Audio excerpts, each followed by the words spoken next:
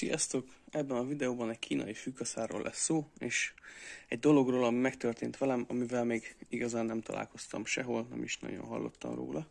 Lehet, hogy csak az én tájékozatlanságom, de nem volt még ilyen, amit tapasztaltam volna és hallottam volna.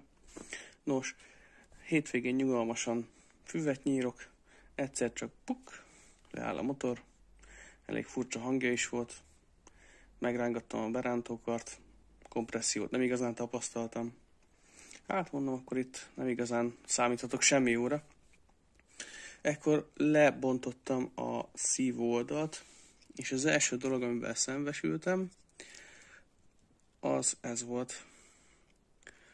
Amikor ezt megláttam, már gondoltam, hogy itt semmi jóra nem kell számítani. Majd megbontás után egy pár jel még előfordult. A teljes szétszedés után arra kellett rájönnöm, hogy a Ziegler gyűrű fele kiszakadt és átrendezte a belső szerkezetét a blokknak.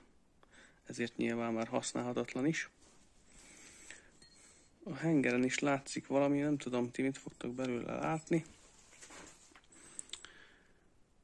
De a lényeg, hogy ott is van egy húzásnyom, és hát nyilván ekkora sérüléseknél már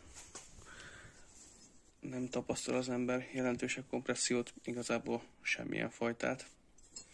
Na most ettől felbuzdulva fogtam magam, volt itthon egy másik blokkom, és rátettem a hengert.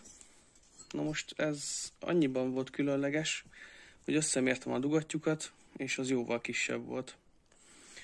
Ez 44 mm-es, átmérőben tehát elvileg 52 köbcenti volt maga ez a blokk, ez a henger.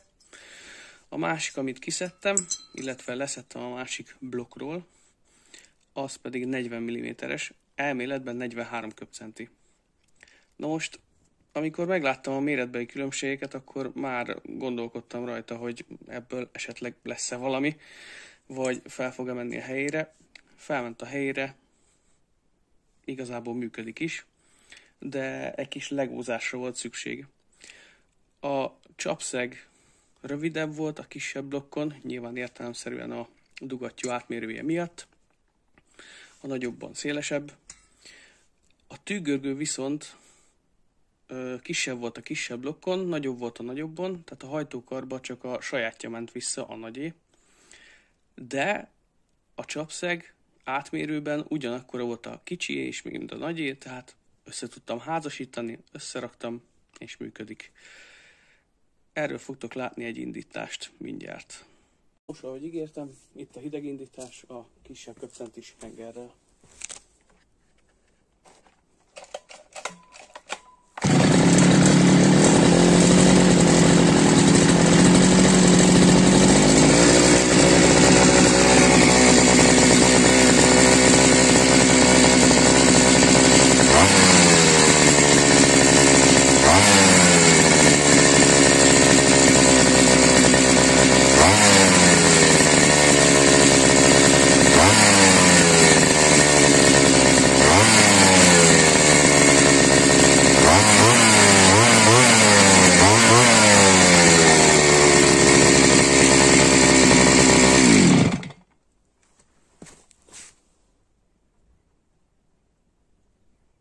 Mint láthattátok, teljes mértékben jól működik, ugyan még a főpróba hátra van, a fűnyírás maga, ez fogja igazából eldönteni a sikerességét a dolognak, de egyelőre szépen szól, jó hangja van.